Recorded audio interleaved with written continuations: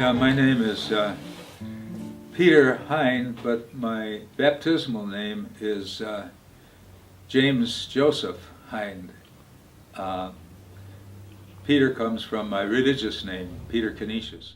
I was born in Elyria, Ohio. My mother got off the train to have me, but we never lived in Elyria. I grew up in a suburb of Chicago. I got involved in sports, you know, whether it was ice skating or playing baseball and football, touch football as a young kid. Went to Mount Carmel High School, but I was too small really to play on the varsity football team. But in any case, I was working my way through Carmel, working in the studies office for 2 hours after school every day. So that kind of kept me occupied during my high school time. And then I went to Illinois Tech from Carmel for 1.5 years to study civil engineering. And at that time, I was really getting into baseball, and I was on the varsity team as a freshman in baseball, and one of our great experiences was playing the prisoners in Statesville prison, where we were meeting some pretty good ball players, you know, who happened to be in prison there at Statesville. But anyway, from my time in college there, I volunteered in 1942 to go into the service in the Air Force. And then I was called up in February. They called up the reserves in February of '43, and then I spent 3.5 years in the Air Force. Because of the shifting of the training, focused at one point on Europe and then more fully on the East and the Pacific. So I was delayed in the training, wound up in Hawaii for my final operational training, and then went as a replacement to Okinawa and Aishima for my work with a combat outfit. And just maybe a month before the war ended, I had some orientation training and then 3 missions, one of which was to accompany a seaplane that was flying as a rescue ship off of Japan's coast to pick up downed flyers at sea when they bailed out over the ocean. The other was that was an escort, to escort that seaplane with our fighter planes. And then another one was to bomb a bridge and take the bridge out, but there was no train on the bridge. We took some flak and I got a hole in my cowl from the flak. And then the third trip was a trip all the way to Seoul, Korea. And on the way flew over Nagasaki 3 days after the bomb was dropped on August 9th. In those 3 missions, I was happy I didn't kill anybody, because actually on the 3rd mission, when we went up there to intercept Japanese fighters operating out of Seoul, I had to turn around 15 minutes from the target to accompany my wingman back. He couldn't get all of his gas, so I had to accompany him back according to the discipline that 2 planes always stick together. You know, if somebody has to abort and return, the other had to go with him for mutual protection on the way home. Well, I was a cog in a fighting machine, you know. I would have obeyed orders. Had I gotten there early, I probably would have been involved in napalm bombing of villages of Japan. Some 60 villages were hit by napalm before the atomic bombs were dropped. It was only later I learned that the atomic bomb was not necessary to end the war. I mean, there's an official story that it was necessary in order to save the lives of U.S. soldiers that would be needed to invade Japan, to take Japan and gain the surrender. But actually, before the bombs were dropped, Japan was already suing for peace. Well, I was there for another year on Aishima, and then moved over to Okinawa, which Aishima was just a little island off of Okinawa. and all of our fighter planes operated out of Aishima. But after the war, we didn't have the fighter planes operating anymore, except to keep our time, our capability as fighter pilots. We were supposed to get 4 hours of flight time every month. But when we got to Okinawa, they put us on what we called ground pounding jobs, meaning that we were not flying, but we were on jobs that were involved in troops on the ground. Well, we got uneasy. One of our buddies was assigned to the field Futima, and on this field, the P-38s, which I had trained in at one point, were being stored there, and they were being pickled. But anyway, they were sitting there, and this guy there was no other contingent on the field.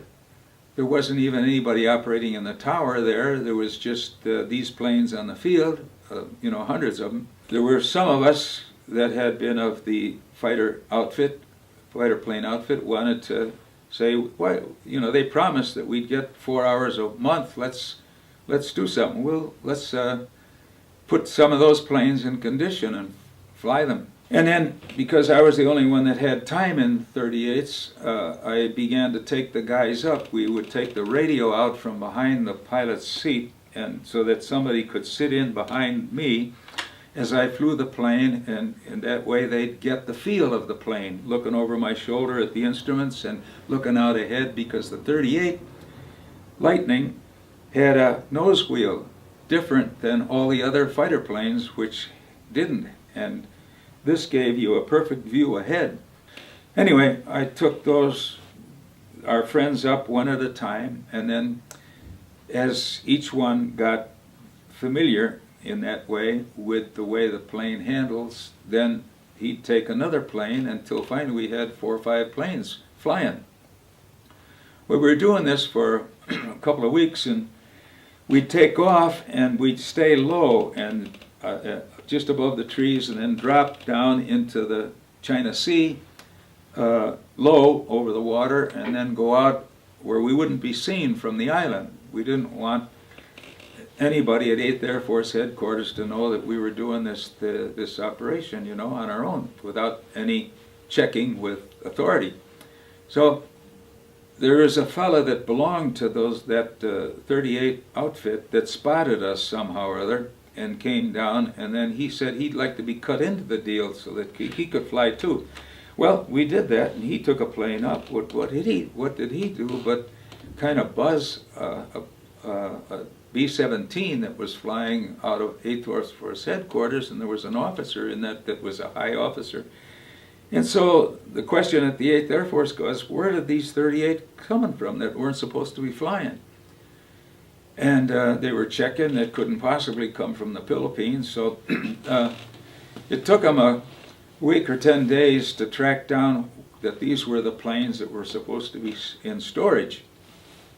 So we were called before really a flight reevaluation board that would, if they could detect inefficiency in the way we handle these planes or irresponsibility, they would take our wings and we'd never fly again.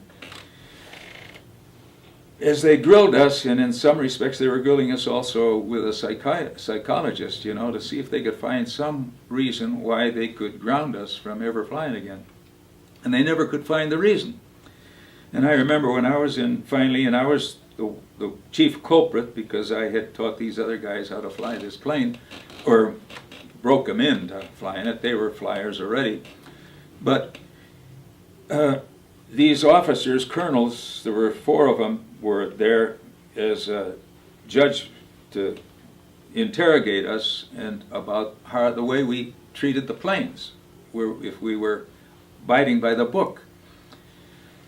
And they couldn't find, and then finally one of the officers said, gee, he says, I can't get my guys to fly up there at 8th Air Force Headquarters, and these guys want to fly. Well, I felt the tension go out of the room, because they decided that they didn't have any reason to take our wings away, but then they decided they had to do something disciplinary, so they gave us the lowest grade of court-martial, which was summary court. Well, what happened, all of a sudden the order comes out that all of the former fighter pilots that were on these different ground jobs would have access to a plane to fly 4 hours a month. So even though we were victims of the punishment, the whole thing benefited the rest of the guys in our outfit that then had access to a plane. Well, so I had access after 3 months went by, and I was back in good standing, to be able to fly again. So I took a P-47 up off of where I was staying, and I went up over 8th Air Force, and I at one point met a guy, another buddy, in another plane. He was float timing it, and so he couldn't really do the violent acrobatics, but some of them. So we had some fun, and then he went into land, and he led us, and we did a fighter approach to the airfield, which was coming in fast and low, right off the treetops, and then right over the runway, and then he peeled up tight and dropping his flaps and wheels, and I did a wider loop, not dropping my wheels and flaps, so that I maintained my speed, and he was slowing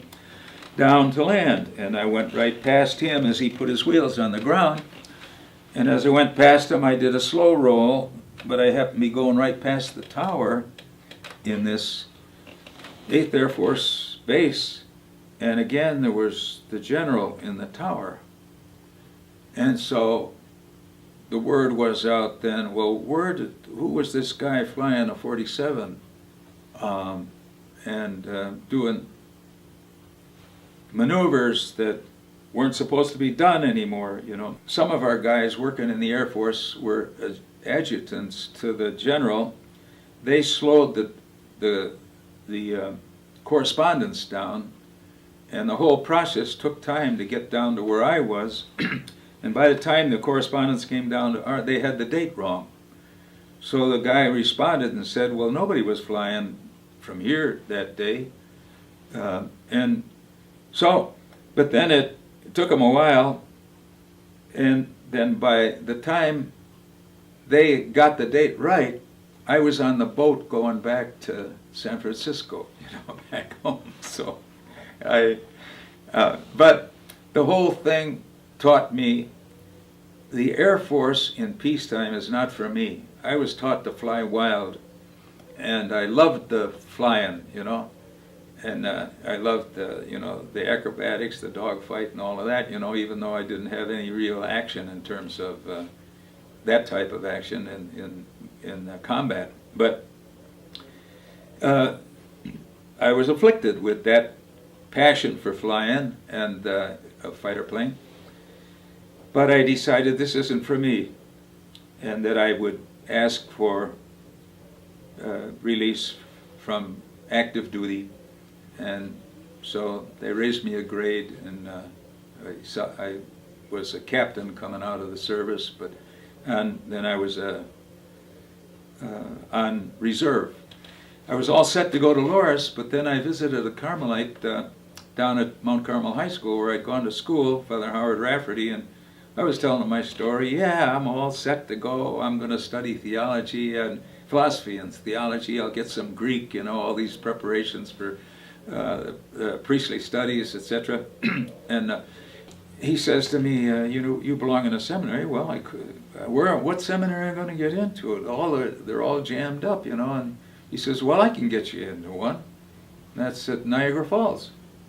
Well, all during my high school years, I had steered clear from the vocational club because I didn't think I, at that point, wanted to go to a seminary, and they didn't want to go to Niagara Falls. But at this juncture, that seemed to be the logical thing, as he explained and helped me think things through. So I said, give me a couple days to think, and I went down to Jefferson City, Missouri to visit one of my flying buddies just to talk things over with him, and then I came back and says, okay, I'm ready to go. In 1952, I was ordained, and then I was assigned a year after ordination, when I finished the theology studies, to go to Mount Carmel High School. Yeah, I had volunteered while at Mount Carmel in Chicago to go to a contemplative house that was going to be opened in Austria. Well, I got to Wolfnitz in 1956, and the next 3 years I was living with guys that had been my enemy. And one guy was an ack-ack gunner in the German army, and the other guy was in the infantry. One had served time in a U.S. concentration camp in Italy. But anyway, I learned in that experience that, guys, these people that I, formerly were enemies are human, and these guys became my friends, fellow Carmelites. So that was kind of a step, but particularly when I was returning from Wolfnitz and going through Paris. I was traveling by surface first to Italy, then Switzerland, then Paris, and I wanted to visit the shrine of Catherine Labouré because my sister had taken that name in religious life, and she'd kill me if I didn't visit that shrine. Well, coming out of the shrine, I see in the vestibule a priest there, dressed in clerics, and I was in clerics too, and I went up to him and I introduced myself. Well, he couldn't get around Paris because he wasn't very good at map reading, and I says, well, I'm good at map reading and I got a map. Why don't we join forces and then we'll tour the city? And then I discovered in the course of that day that he wanted to go to Lisieux, where Teresa of Lisieux, a Carmelite nun, had lived and died, and I wanted to visit. She was a saint, I wanted to visit there, and he did too, and that's a 3-hour train ride out of the city. So we're sitting on the train looking at one another across a little table set up in this train compartment, and then sharing more of our lives, and then he's telling me he was in the Japanese Air Force still as a cadet. He hadn't quite gotten to the fighter stage, which was a good thing because he probably would flying kamikaze, which the Japanese were doing at the end of the war, to fly their fighter planes into battleships, and even though it was a suicide mission. Well, he didn't get to that stage yet, and but during the time he was being in training, the atom bombs were dropped, and he was from Hiroshima. His whole family was wiped out except for a sister that was out of the city visiting an aunt. Gads, I was looking at him, and then I'm sharing my experience. I was a fighter pilot, kind of a coincidence. He's training to be a fighter pilot, I was a fighter pilot, and enemy forces, and then realizing what he lost, and then I'm telling him that I had flown over Nagasaki, on a mission to Korea, and well, we were kind of stunned there for a while, just in silence, I think kind of tears welling my eyes, and then thinking of his loss, and then we decided at that point we'd celebrate Mass at the tomb of Teresa of Lisieux. So that particular experience was, the horror of war kind of really struck me at that point because of what I saw in this young Japanese who became a friend. So this is a process in my, you might say, demilitarization to some extent, but it really wasn't until another stage was the civil rights struggle. But then they also assigned me to be in charge of the formation of our theologians in Washington, D.C. At Whitefriars Hall, we got the students involved on weekends or Saturdays principally with kids that needed help in school, black kids, in grammar school, high school, and that's the way they were working. But then this is 1961, 62, and the civil rights struggle, the black civil rights struggle, was at its height, coming to its height. And pretty soon, our fellows in that parish and social center where they were working with the kids began to relate to these young militant black activists of SNCC and CORE and ACT, the different organizations of young blacks. And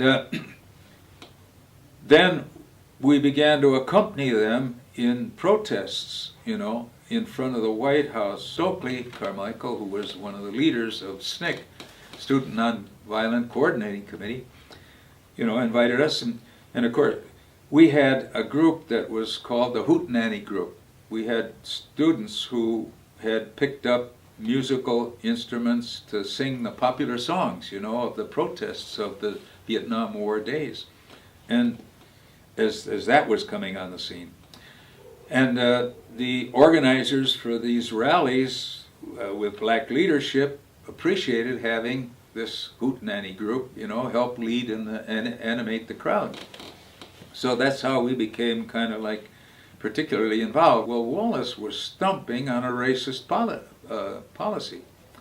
And so we felt that had to be challenged, and so did the SNCC. I mean, it was their leadership, we were just accompanying. So anyway, there's a confrontation with the National Guard there to stop the march towards the hall where Wallace was talking. And, they got the dogs ready, they got fixed bayonets, and Gaz, it was like, we were the enemy or something. And we sat down then right in front of the National Guard and refused to move. They tried the ruse of having a truck drive up from behind, like they're going to scatter us, Well, people just sat there and they didn't dare run over anybody. So the truck stopped. After about 15 minutes, the colonel orders the streets to be cleared, etc., and we decided, well, this is a nonviolent protest. We're not going to push it any further. The leadership decided that, Gloria and Richardson and SNCC. SNCC had been kind of a little bit in the background, and we as clergy were arm in arm with Gloria and Richardson in the front row, and we were wearing our clerical garb, all to kind of be a public presence of clergy to help guarantee some kind of nonviolence, and from both sides, because there were young blacks that were quite angry, and spoiling for some kind of a fight. So the leadership says, no, let's go back to the church. And so, well, we turn around and go back. I had to put my arm around one young black fella that was really angry and, to talk to him and cool him down a little bit and get back. Well, already now it's getting on to about 10 o'clock at night, and I said, Stokely, we got to get these guys back to their studies. There was tension growing in our theology house because of these activities with these protests that we were joining, at different points. Well, Stokely said, well, you take off, you better leave at this point.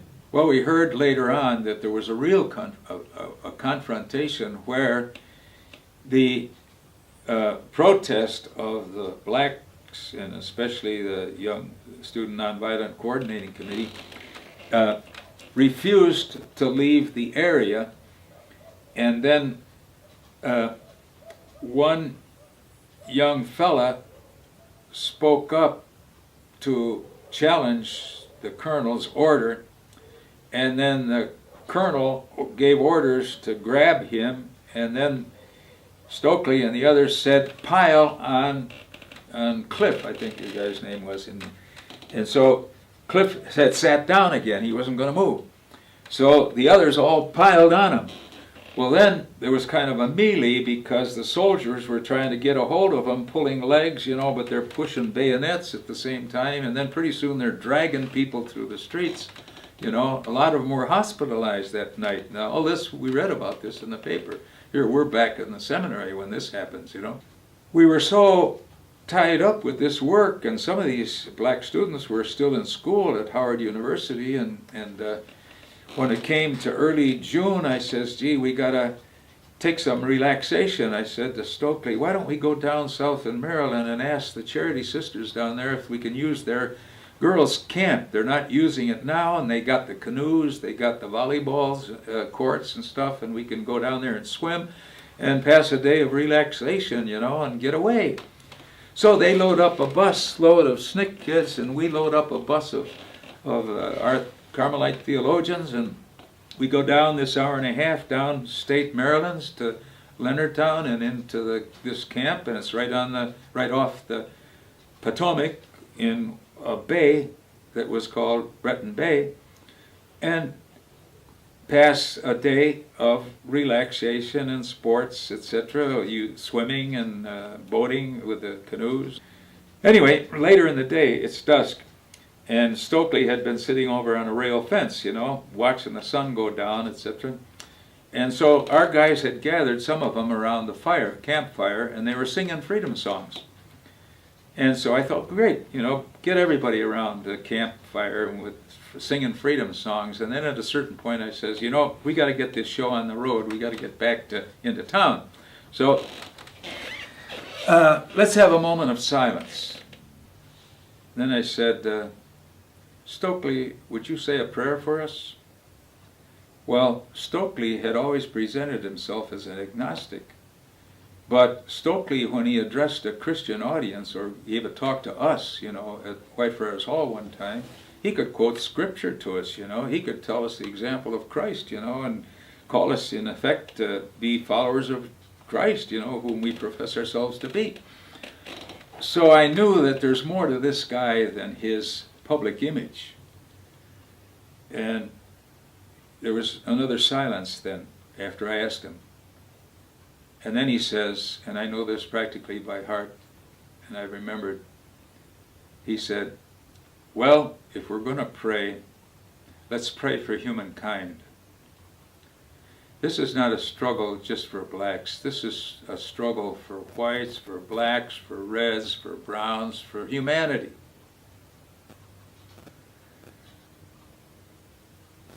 Look at the way this nature is here in the sunset, having set. God made all this, and God made Mississippi. Why does man have to spoil it? I'd like to walk in the woods. I'd like to be on the beaches this summer. I'd like to finish more studies, this summer. But I've got to go to Mississippi.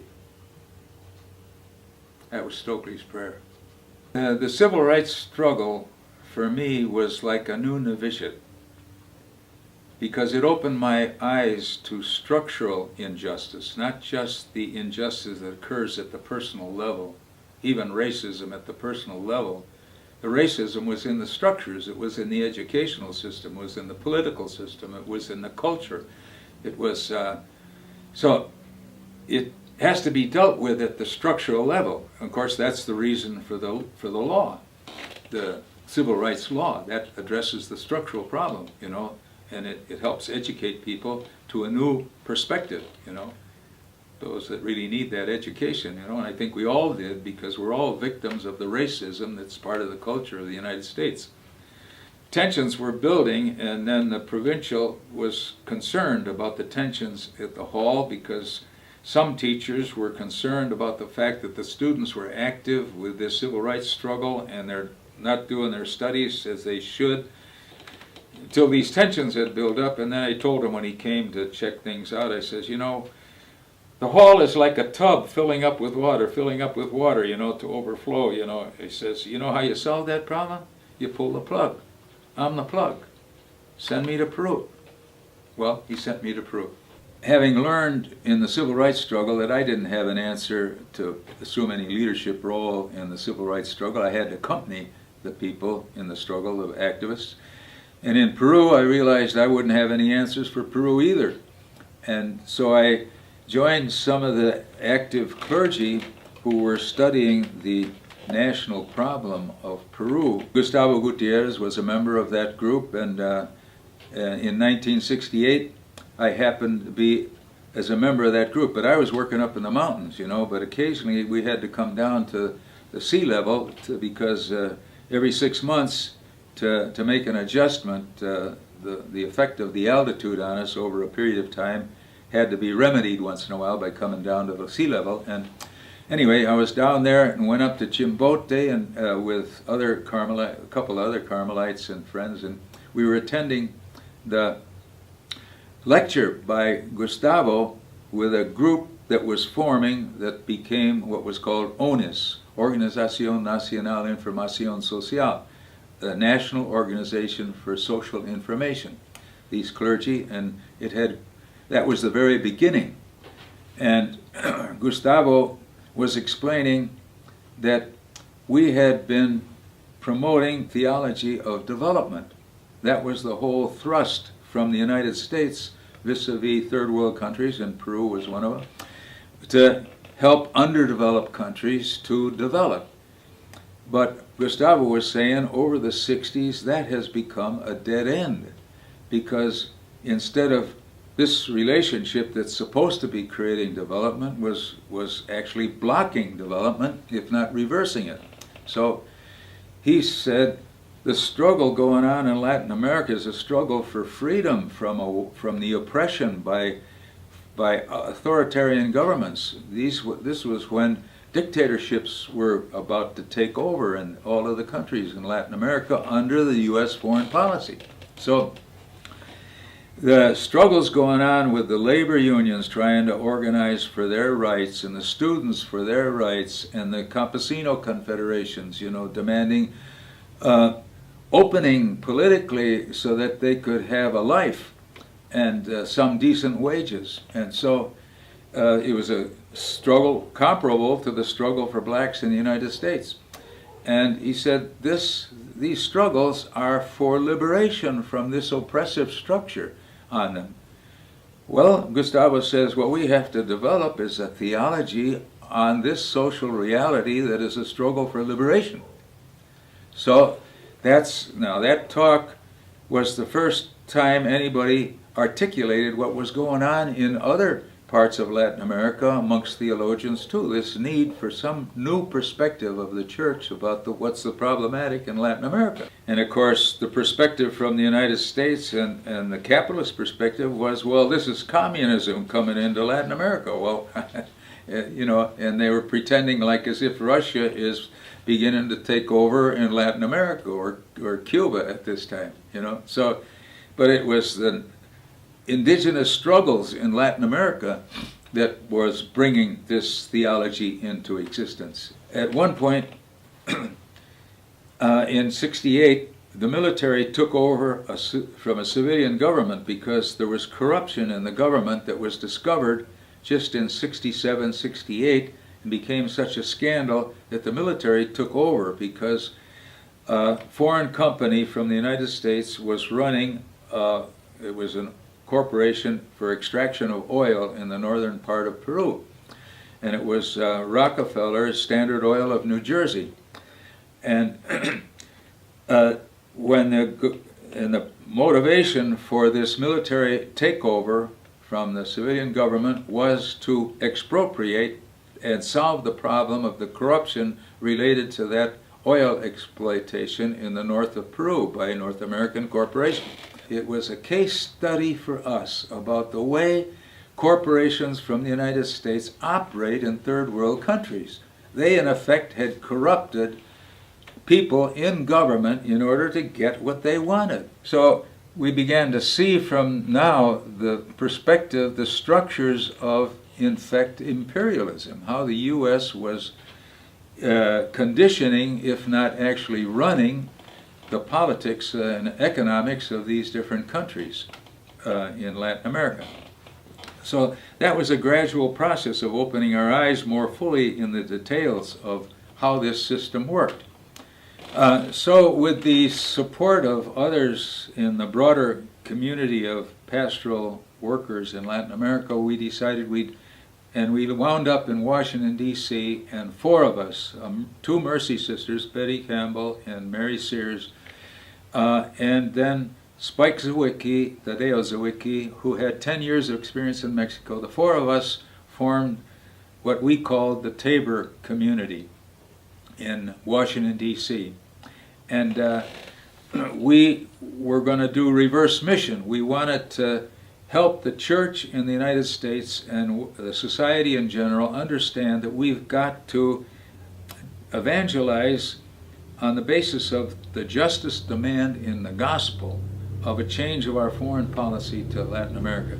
So we immediately related to a broader community in Latin America, and then our community grew to about 30 people. We had some families, entire families with kids join us, and they were in a house next door. We were in a 3-story house that we were renting for $200 a month. It was a poor section in a high crime neighborhood.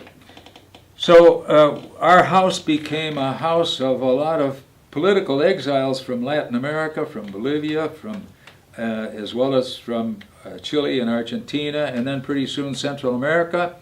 And priests coming in exile, we were supporting ourselves with a paint crew. We had priests from Latin America, one from Argentina, one from on our paint crew, you know, the men that had that to support the house. And Betty was working as a social worker at first, and then as a nurse part-time. We all worked part-time so we could dedicate ourselves work to protest in front of the embassies of these repressive governments, and protest in front of the White House, in front of the State Department, for try to address our foreign policy.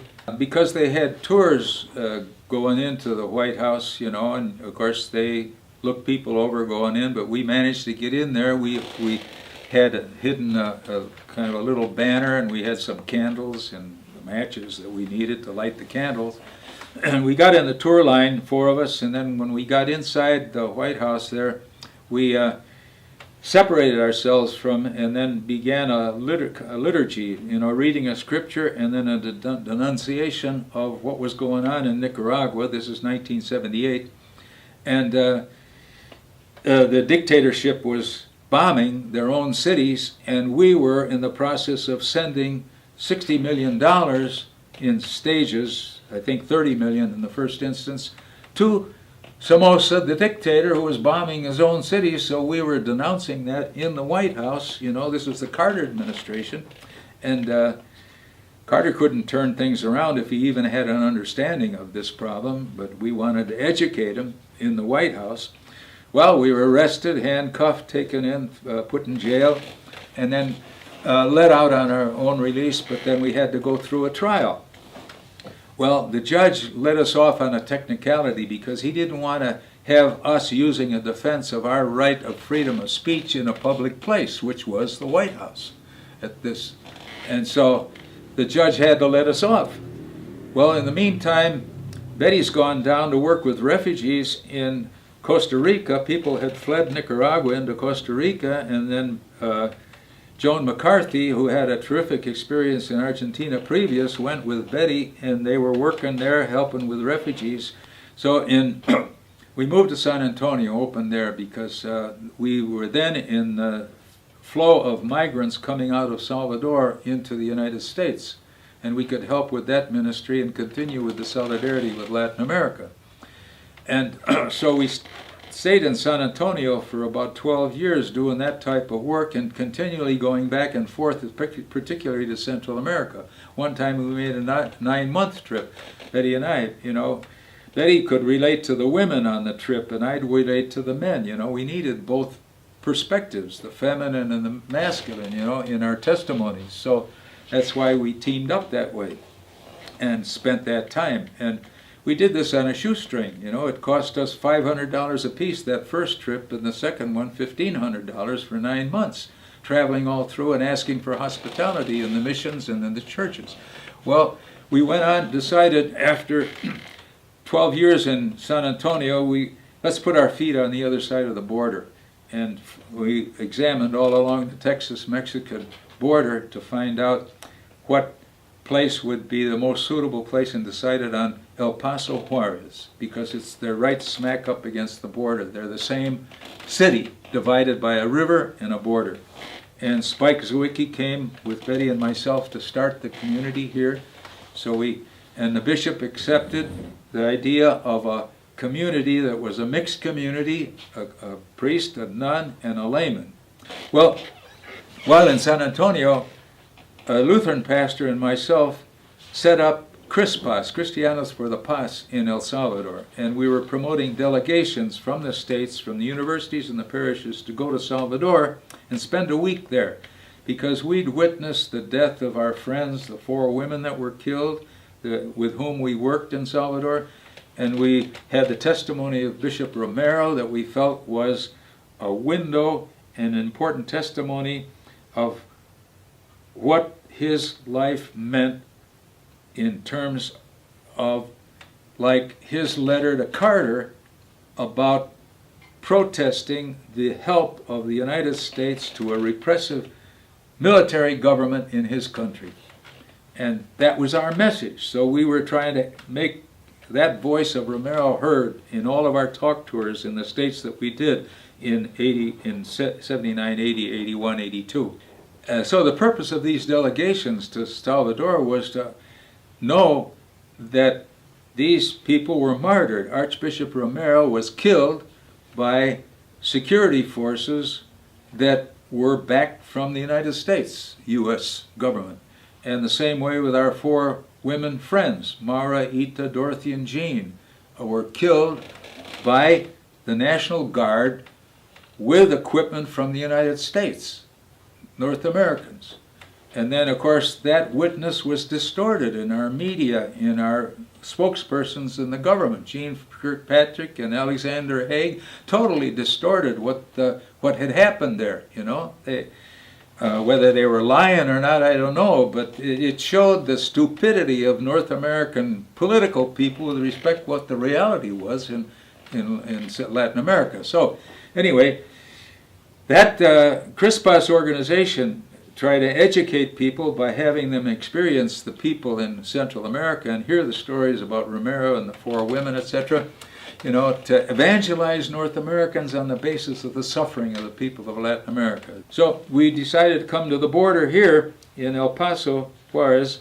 Spike, Betty, and I set up, and we were accepted by the bishop, and we began to accompany here. Then we began to support an emerging human rights office here, because the violence was bad in Juarez.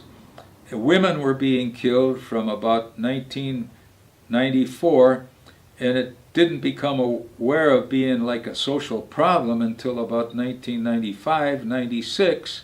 The violence particularly escalated in 2008 when, in response, the federal government sent the army here.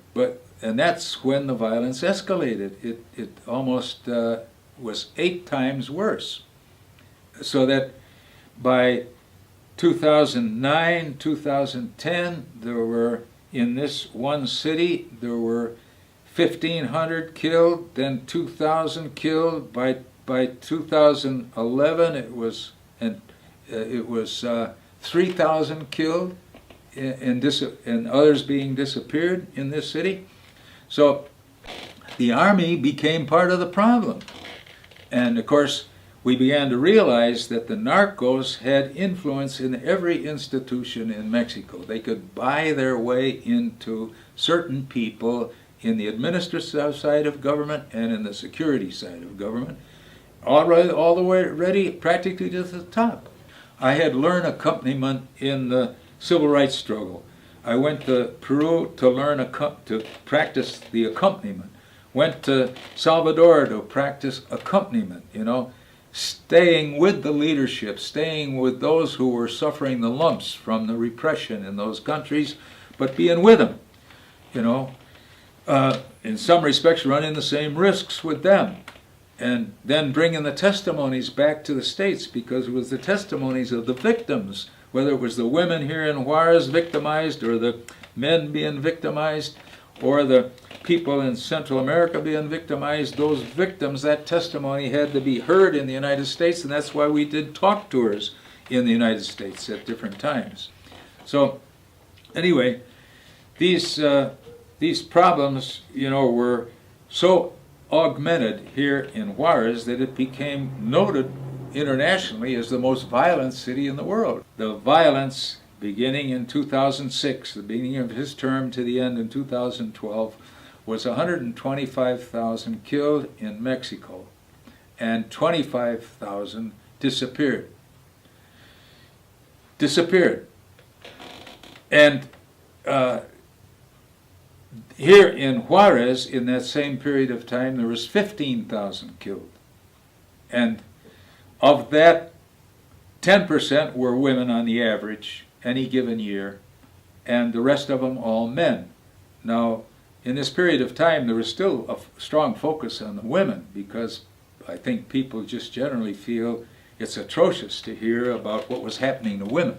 Our lifestyle here was we only came 3 of us, because we didn't want to have a big North American community here. So we're occupying just a small building that's an adobe house, and it was a ruin when we first came, but we discovered the owner was willing to share the expenses of fixing it up, and we fixed it up the way it served our purposes. And but then he gave us rent-free for 5 years. So our lifestyle was pretty regular. We'd have prayer in the morning. In D.C. we had Mass. I'd celebrate Mass, but then we'd keep it to a liturgy of the Word so others could take initiative. It wouldn't have to be a cleric all the time that was starting our prayer. And then we'd read the Scriptures and reflect, however, about what was going on in the world, and in the light of the Scriptures, continue to look for light, particularly because that's part of our contemplative life, was to do analysis of the social, political reality, economic, and then look at that in the light of the gospel. So we felt it important every day to have reflections on the Scriptures, and then we'd also bring in a book maybe that was related more to the reality, and we'd read that piece by piece to help always maintain the dynamic between the Scriptures and the social reality. We always, from the beginning of Tabor, wanted to have everybody share the responsibilities of the house and not to have any distinction of roles, and that's why I stopped celebrating Mass during the week. I'd celebrate Mass in the parishes outside on the weekends, with a community. But in order that there wouldn't be a clerical structure in our relationship, but more fraternal and sororal. Well, over the years we've picked up testimonies in artifacts that really represent, in a sense, what we're about. And so you see this cross on the wall, you see the figures up here, you see the photos of people on the walls. We're loaded with photos of people on the wall, or drawings, and people that were, some of them victims, most of them kind of victims, but others are people that were solidarity people. Well, we decided that the thing that we wanted to really remember, because remembrance is so important of this struggle that's going on over these decades, the memory of the witness of martyrs particularly. And we feel like Salvador is a martyred people in a special kind of a way, exemplified in Romero, Archbishop Romero, and our 4 women friends. But then there's martyrs here in Ciudad Juarez and in Mexico, and we felt that their names are important, and Betty began to collect their names, and then Betty, with her art, began to put them on the walls of the neighbor's wall, and then finally on our side of the wall, and then finally moving them over into a little kiosco here, a little shelter kind of, where she uses for the women's meetings. And then she's got the names, of people who died in the desert in Arizona, the people who disappeared in Ciudad Juarez, men and women, people who were killed, victimized by armies in Latin America, the journalists that were killed here because they were reporting the truth, So all of these testimonies are so important to preserve, because they're God speaking to us through these people's victims, just as God speaks to us through a Christ on the cross. And one of the Jesuits killed in Latin America used to use the phrase, our challenge as solidarity people is to take the Christ's suffering today down from the cross. The only way you could preserve the memory of names under dictatorships in Latin America was to write their name on the wall in the night. And there's a song that celebrates that phenomena, that the only way the media, that the poor people and the students in these repressive governments could use were the walls in the city to write the slogans there that were very well designed, those slogans, just like the slogans of the women here. Ni una más, no, not one more victim, they took them away alive, we want them back alive. Those are all slogans, you know, and slogans are all over Latin America, especially. And so the only way that the media under the dictatorships would never respond and pick up to what their demands were or what the problem was or the violence of the government towards the people. So they had to write it on the walls, you know, spray paint it on.